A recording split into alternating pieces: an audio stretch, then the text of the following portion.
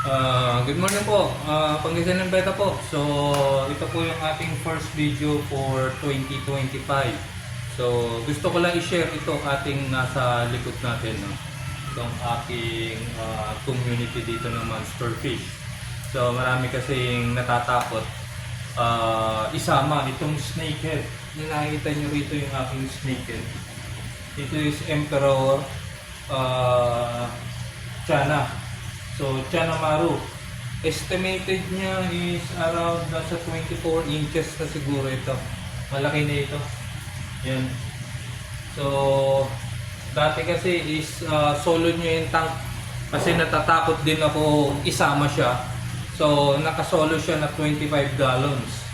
So, inisip ko kasi masyadong kasayado tayo sa tank niya kung 25 gallons sa kupin. Siya lang mag-isa, no? And in my observation kasi parang hindi naman talaga aggressive yung Chana. Itong mga dalag kung ba tawagin natin sa Pilipinas, no? Dalag siya. So, tinry ko to. So, mag 1 week na sila ngayon. And so far, so good naman. So, wala naman nabawasan sa kanila.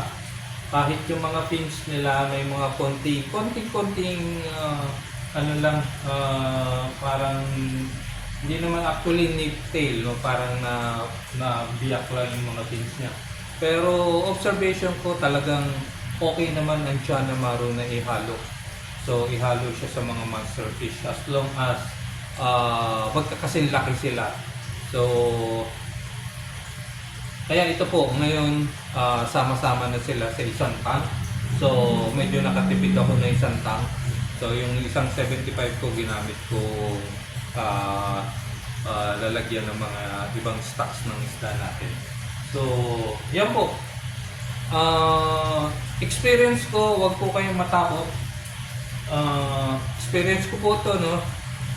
Na i-try na isama yung Chana or Emperor Snakehead sa mga monster fish nyo.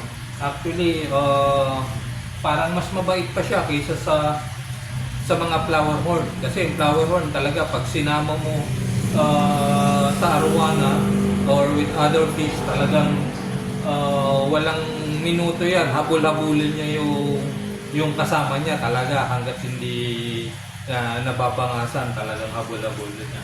Hindi katulad nitong ating Chana Maru rito, snakehead natin. Napaka-docile po nito. Sa gabi lang ito medyo talagang active. Malangoy siya sa gabi. Kasi dun lang siya kakain. Pero sa ngayon po, palagi nasa sulok lang yan. Pero ngayon nagdi-display siya. Nagpapakita siya ngayon. So, yan po ang akin i-share. I-focus ko lang po sa inyo, no? So, ang kasama niya is Malaysian Green. So, meron tayong Malaysian Green dito. And then, meron tayong isang peacock bass dito. Monoculus peacock bass. So far, okay po talaga sila. So, sa pagkain, hindi naman sila nag-aagawan din. Nag-aagawan din, kaya lang hindi naman talaga nag-aaway. So, ayan po. So, focus lang natin. So, ayan po yung ating Chana Maru, Emperor Snakehead. Napakalaki po niyan. Ayan po. Napakalaki po niya. Ayan po siya. And then, yung ating Malaysian Green. Ayan po. At yung ating peacock bass doon. Yan. So, ayan po. Masaya naman sila magkakasama dyan. Actually, balak ko pa talagang dagdagan yan. So, maghanap lang tayo ng mga malalaki pa monster fish natin dyan. So, ayan po. Sabi ko nga, wag po kayong matakot na i-try po, isama o i-community po yung inyong snakehead. Sa tingin ko po sila is hindi naman talaga aggressive.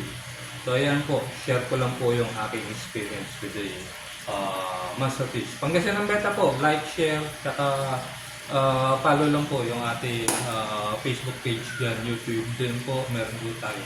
So salamat po.